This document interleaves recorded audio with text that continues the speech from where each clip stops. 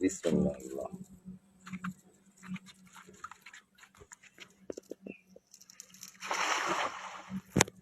দেখেন না বড় কালজারা মাছটা আবার রান্নি খাওয়ার মধ্যে সেদিনকার মতো একটা 2 কেজি রুই মাছ হয়েছে তবে 2 দিন আগে। দাও টান দাও বিসমিল্লাহ করে দেখলি আরে বুড়বুড়ি দেখ গিয়ে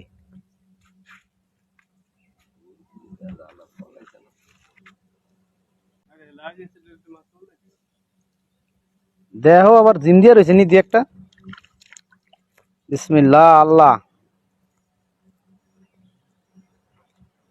নদীতে জাল মারলে ভাগ্য যদি ভালো হয় কিও না থাইলে পাঁচ যে পারছে কি জানি